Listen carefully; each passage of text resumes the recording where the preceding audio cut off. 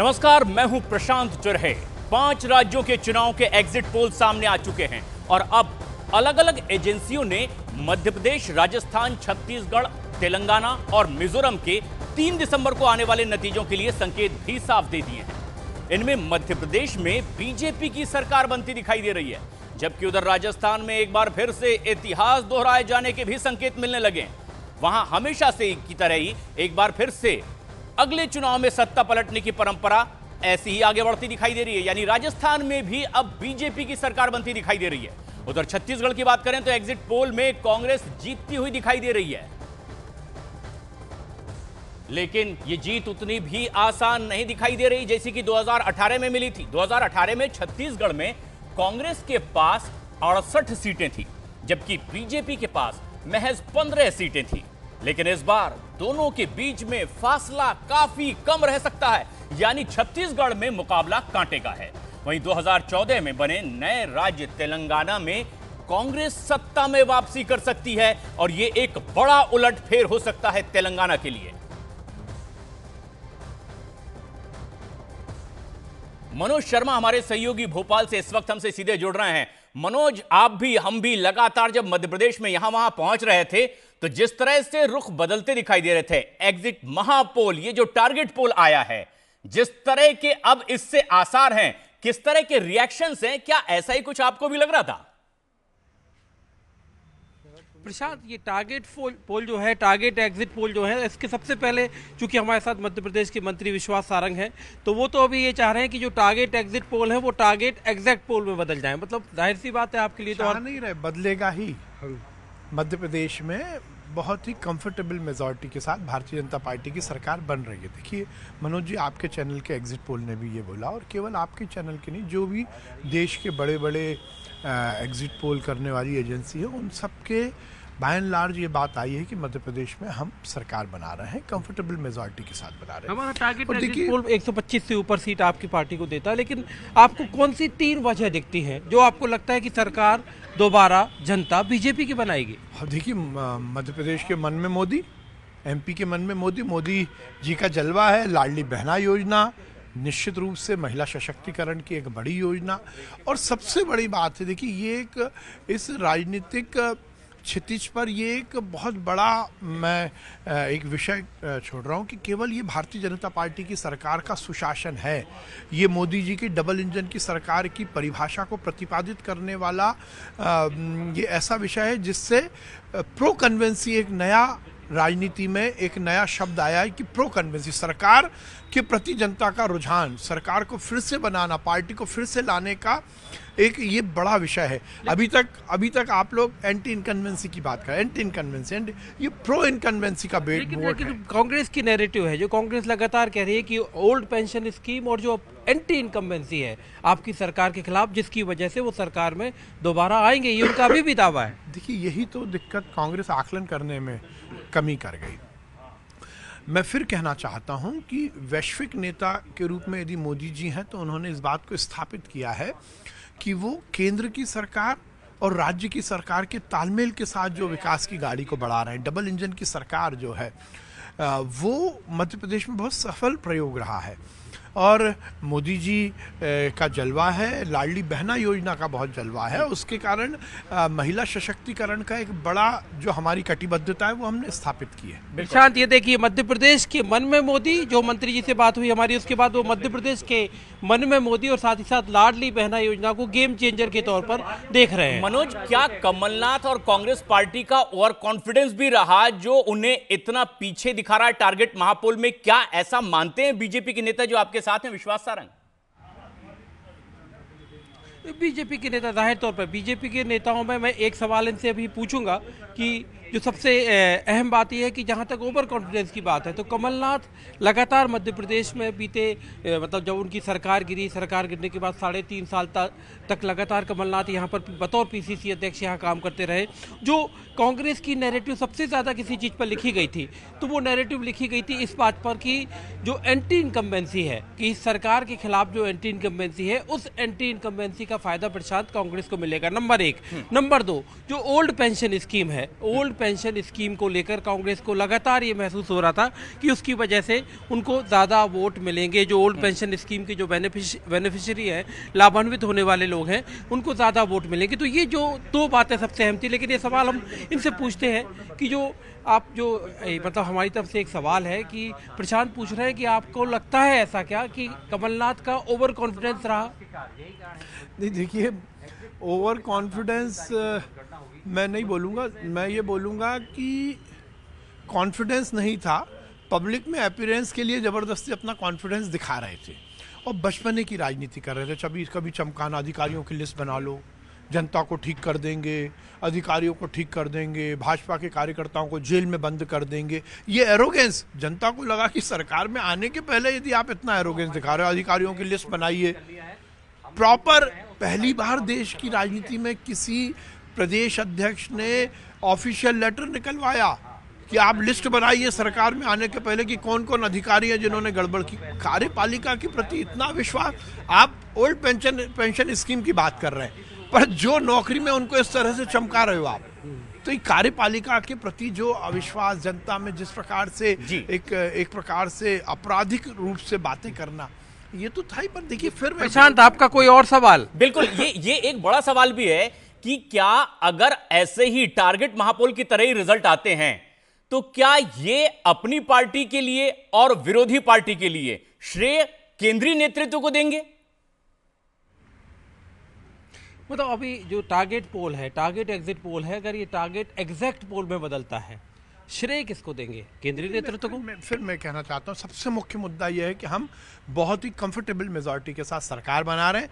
ये हमारे लिए सबसे बड़ी उपलब्धि है और ये मध्य प्रदेश के लिए बड़ी उपलब्धि है कि मध्य प्रदेश का जो हमारा सपना है कि मध्य प्रदेश स्वर्णिम मध्य प्रदेश बने, उस यात्रा को हम और आगे बढ़ाएंगे और मध्य प्रदेश को स्वर्णिम मध्य प्रदेश बनाएंगे। केंद्रीय नेतृत्व को जाहिर तौर पर श्रेय देंगे। ये देखिए, जो विश्वास सारंग है, जो पहले ही एक बात कह चुके हैं कि जो इसमें मध्य प्रदेश के मन में मोदी और लाडली बहना योजना, जिनको वो सबसे इंपॉर्टेंट मानते हैं कि मध्य प्रदेश की राजनीति में, मध्य प्रदेश के चुनाव में बीजेपी की तरफ से दो बड़े विषय थे। ये और क्योंकि जो थीम सॉन्ग मध्य प्रदेश में लॉन्च किया गया था उसमें मध्य प्रदेश के मन में मोदी, मोदी के मन में मध्य प्रदेश, ये बात भी कही गई थी। लेकिन बड़ा सवाल ये होगा कि अगर कांग्रेस यही स्थिति में रहती है तो वहां से नेता किसे अब इसका श्रेय देंगे, कमलनाथ या फिर राहुल गांधी? लेकिन वहीं मध्य प्रदेश के मुख्यमंत्री और बीजेपी नेता शिवराज सिंह चौहान ने भी बड़ा बयान दे दिया है। कहा कि मध्य प्रदेश में बीजेपी भारी बहुमत से जीतेगी। शिवराज सिंह ने कई बार पहले भी दावा किया कि मध्य प्रदेश में कोई टक्कर ही नहीं है कांग्रेस के साथ। मैंने पहले ही कहा था, मध्य प्रदेश में कोई कांटे की टक्कर नहीं है। भारतीय जनता पार्टी भारी बहुमत से जीतेगी।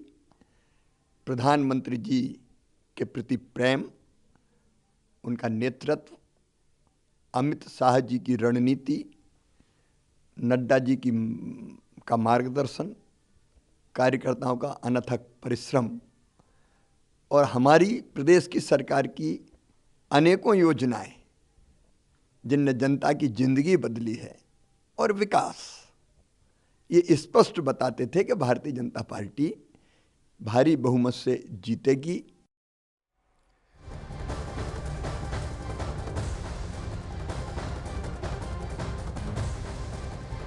सबसे बड़े दंगल में यह बात तो मध्य प्रदेश की रही, लेकिन सबकी निगाहें राजस्थान पर भी है कि क्या वहां इस बार परंपरा बदलने वाली है, हर चुनाव में सरकार बदलने की। महापोल में राजस्थान में सीएम अशोक गहलोत को अपनी सरकार की सामाजिक कल्याण योजनाओं का फायदा मिलता हुआ दिखाई भी दे रहा है और इस मुद्दे पर कांग्रेस सबसे ज्यादा वोट लेने का दावा भी करती है। लेकिन न्यूज 18 के महापोल में ऐसा कुछ खास करती कांग्रेस दिखाई नहीं दे रही है। तो वहीं बीजेपी एक बार फिर से राजस्थान में अपना परचम बुलंद करती हुई दिखाई दे रही है। एग्जिट महापोल के आंकड़ों में नजर डालें तो यहां राजस्थान में बीजेपी को 104 सीटें मिल सकती है, यानी बहुमत। तो वहीं सत्ता पर पहले से काबिज कांग्रेस को महज 83 सीटों तक ही दौड़ में जीत हासिल होती दिखाई दे रही है और इतने से ही उन्हें संतोष करना पड़ सकता है अगर इन आंकड़ों पर यकीन करें तो। इसके अलावा राजस्थान में इस बार अन्य 12 सीटों तक के सिमट सकते हैं।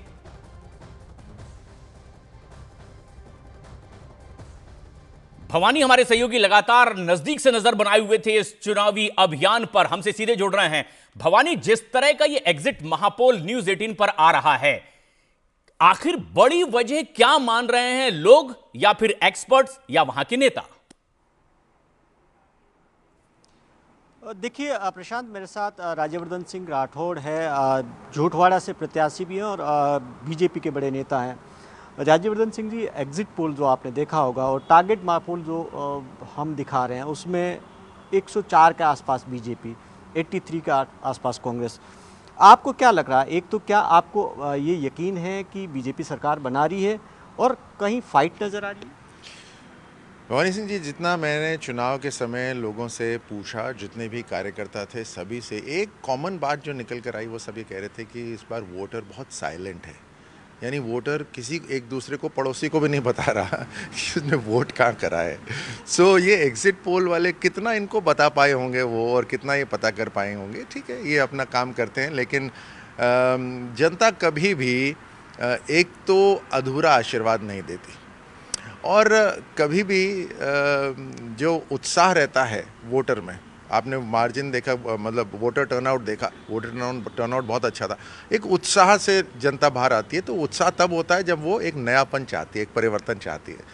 तो मैं आश्वस्त हूँ, भारतीय जनता पार्टी की सरकार बनेगी। जितनी सीटें दिखा रहे हैं उससे कहीं ज़्यादा सीटें आएंगी, और एक पूर्ण बहुमत की सरकार यहाँ पे राजस्थान में भाजपा की बनेगी। पूर्ण बहुमत या आपको लगा प्रचंड बहुमत? नहीं, जैसे मैंने कहा कि आकलन करना मेरी जिम्मेदारी नहीं रहती कि कितना है। पूर्ण बहुमत तो 100 के ऊपर हो जाता है, लेकिन मैं प्रचंड बहुमत की बात कर रहा हूं। भवानी, एक और बड़ा सवाल हो सकता है राज्यवर्धन सिंह राठौड़ से कि अगर ये एग्जैक्ट जिस तरह से ये पोल आ रहा है, टारगेट पोल, ये अगर एग्जैक्ट ऐसा ही आता है, तो क्या नेतृत्व की एक बड़ी भूमिका हो सकती है, चाहे वो इनके पक्ष की हो या फिर नेतृत्व से मोहभंग और नाराजगी कांग्रेस के पक्ष की? ऐसे में पॉइंट ऑफ अट्रैक्शन नेता इनका कौन? देखिए, बिल्कुल ये सवाल तो शुरू से चला रहा। अब राज्यवर्धन सिंह जी, अब ये आप मान के चल रहे हैं कि सरकार आपकी बनने जा रही है, आप जो उम्मीद कर रहे हैं कि सत्ता में आप आ रहे हैं, तो फिर सवाल वहीं घूम कर आता है कि आपकी तरफ से नेता कौन होगा? तो तय हो जाएगा। इतने महीनों से मीडिया और ख़ास तौर से हमारा विपक्ष बड़ा बेचैन हो रखा है। विपक्ष क्यों बेचैन हो रखा है ये हमें समझ नहीं आता। हम इस बार हर टीम की स्ट्रैटेजी रहती है। हमारी जो स्ट्रैटेजी थी वो कंबाइंड लीडरशिप की थी, और जब समय आएगा तो अपने आप तय हो जाएगा लीडर। एक लगातार आपका भी नाम चलता आ रहा है, आप क्या मान के चल रहे हैं कि आप उस रेस के अंदर है? देखिए, ये अच्छी बात है कि बहुत सारे ये जो प्रश्न आप मुझसे पूछ रहे हैं, कम से कम 10 लोगों से और पूछ रहे हो आप राजस्थान के अंदर, तो अच्छी बात है। राजस्थान में इतनी अच्छी लीडरशिप है। अच्छा, अब आप कह रहे हैं कि क्योंकि सवाल वसुंधरा राजे का लगातार रहा, वो 2 बार चीफ मिनिस्टर रही, और इस बार क्या मान रहे हैं कि क्या वसुंधरा राजे भी है, या फिर आपको लगता है कि नई लीडरशिप की अब ज़रूरत है? नहीं, वसुंधरा राजे जी तो बहुत कद्दावर लीडर हैं। वो तो राजस्थान की हम सभी सबसे अव्वल नंबर पर आती हैं, उसमें तो कोई शक की बात ही नहीं है। और कंबाइंड लीडरशिप में वो थी, उन्होंने राजस्थान के चुनाव को हर तरह से समर्थन भी दिया है। अब आप बदलाव आप सोच रहे हैं, अगर बदलाव हो रहा तो ऐसा बड़ा मुद्दा क्या है जो आपको लगता है कि? नहीं, मैं नहीं सोच रहा बदलाव हो रहा है। हाँ, बदलाव सरकार का हो रहा है। सरकार की बात कर रहा हूँ मैं, सरकार की बात कर रहा हूँ। मैं कह रहा हूँ कि अगर आप अगर सत्ता में आ रहे हैं, जैसा आप मान रहे हैं, या एग्जिट पोल दिखा रहा है, तो आपको क्या लगता है कि ऐसा बड़ा इश्यू क्या है जो गेम चेंजर आपकी नज़र में, कि जो बीजेपी के पक्ष में लोगों ने वोट किया, आपको लगता है? अगर तो सुशासन, आप कमिटमेंट करके जब काम करते हैं वो बहुत बड़ा उससे फ़र्क पड़ता है। राजस्थान के अंदर कांग्रेस पार्टी को जो जिम्मेदारी दी गई, कहाँ 5 साल उन्होंने ना किसानों को बख्शा, ना युवाओं को छोड़ा, ना महिलाओं को बख्शा। उन्होंने करा क्या इसके अंदर? केवल स्वार्थ की राजनीति और अपनी जेबें भरने के। वो यहाँ पर शासन कर ही नहीं पाए, या करने की इच्छा ही नहीं थी। और दूसरी तरफ प्रधानमंत्री मोदी जी का जो केंद्र सरकार से जो योजना है, जो धरातल तक पहुँच रही हैं, उसमें रुकावट बनने की कोशिश कर रही थी राज्य सरकार। तो जनता तो ये चाहती है ना कि इतनी मेहनत करते हैं, सब लोग मेहनत करते हैं, वो चाहते हैं कि सरकार उनके साथ लगे, एक ऐसा माहौल बनाए जहां उनकी मेहनत से, जनता की मेहनत से 10 गुना और लाभ मिले उन्हीं को और देश को भी। अच्छा, कांग्रेस ये कह रही है, एग्जिट पोल के बाद में भी उनका दावा है कि ओपीएस पे वोट पड़ा है, कर्मचारियों ने उनके पक्ष में वोट किया, और सोशल सिक्योरिटी की स्कीम्स है जिसके आधार पर उनको उम्मीद है कि नई सरकार रिपीट होगी। देखिए ये सब नाम बड़े अच्छे होते हैं साहब कि लड़की हूँ, लड़ सकती हूँ, ठीक है, नारा बड़ा बढ़िया था, लेकिन आप एक के भी घर गई। आप ओपीएस बोल रहे हैं, आप ओपीएस के पास आपके पास साधन है क्या? आपने पूरी इसके ऊपर चिंतन कर लिया कि पैसे कहाँ से लेकर आएंगे? आपकी जो ओपीएस की ब्रांड एम्बेसडर थी, जिसका चेहरा आपने बिलबोर्ड पे लगाया हुआ था, उन्हीं का वीडियो आया कि मेरी कम से कम मेरी पेंशन तो दे दो, मेरे को पेंशन नहीं मिल रही। तो ये खोखले वादे जो कांग्रेस करती है वो सब जनता उससे ऊब चुकी है जी। और ये नए नहीं है, इनकी पुरानी आदत है। 1970 से ये गरीबी हटाओ नारे लगाते आ रहे अच्छा, हैं। एक आखिरी सवाल। मुख्यमंत्री अशोक गहलोत कह रहे हैं कि ये धर्म के आधार पर आपने पोलराइजेशन की कोशिश की, अगर ऐसा हुआ तो आप जीत सकते हैं, नहीं तो वो चुनाव जीत रहे हैं। धर्म की बात सबसे पहले किसने शुरू करी? हम तो वैसे भी विकास के ऊपर राजनीति करते हैं, विकास का काम करते हैं। ये सनातन को गाली देना किसने शुरू करा? ये इंडी अलायंस सारी इकट्ठी हो गई, इकट्ठी होकर इन्होंने बॉम्बे में अधिवेशन करा। उसके बाद वहाँ से निकलते ही इन्होंने बोला डेंगू है, मलेरिया है सनातन। हमने तो नहीं कहा। और तो ये सब शुरू करते हैं। हिंदू आतंक नाम किसने दिया?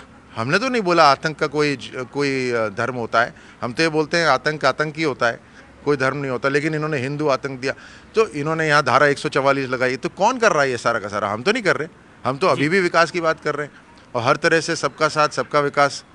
ये हम धर्म पे नहीं जाते, लेकिन धर्म अगर खतरे में पड़ेगा तो जनता जवाब देगी। भवानी, जिस महिलाओं तरह की से बात, भवानी, इस बार महिलाओं की पोलिंग परसेंटेज बचा जी, जिस तरह से कांग्रेस ये जी, कह रही किसान। थी और आखिरी दिन एक वीडियो भी ट्वीट कर दिया वहां पर गहलोत साहब ने कि हम सचिन पायलट की जिस तरीके की भूमिका थी, उनका एक वीडियो की पिछली बातें भुलानी है, एक साथ लड़ना है। क्या नहीं लगता है कि ये महज बयान था, लेकिन वो एका कांग्रेस के भीतर नहीं था और उसका फायदा इन्हें मिला हो? इस पर कोई कमेंट अगर ये करना चाहते हो। अच्छा, एक बात लगातार जो सचिन पायलट और अशोक गहलोत के बीच की बात है, जब वोटिंग से पहले भी देखा है कि वीडियो सचिन पायलट का ट्वीट किया जिसमें कहा कि पायलट का जो बयान था कि कांग्रेस को वोट दें, तो आपको क्या लगता है कि लास्ट में एकता हुई है और इसका फ़ायदा आपको मिलेगा? जो लगातार कहा जा रहा था पूर्वी राजस्थान में कांग्रेस को इसलिए डेंट हो सकता है, आपको लगता है? देखिए, सबसे पहले तो आपका ये प्रश्न मैं बताऊं कि 5 साल इन दो की लड़ाई में ही पूरा गुजर गया। और अब जब चुनाव आ गए हैं, चुनाव हो गए हैं और रिजल्ट का इंतजार है, तो भी हम बात करें साहब इन दोनों ने क्या बातचीत करी। हम तो थक चुके हैं भैया। कम से कम एक मुख्यमंत्री, एक उप मुख्यमंत्री, लेकिन संतुष्ट नहीं, और चाहिए। अरे जनता का भी तो सोच लीजिए, राजस्थान का भी सोच लेते। तो इन्हीं के पूरी 5 साल इन्हीं की तो चर्चा चली। मुझे इस बात का जो जवाब ही नहीं देना। हम तो थक चुके हैं इन सब से। राजस्थान थक चुका है।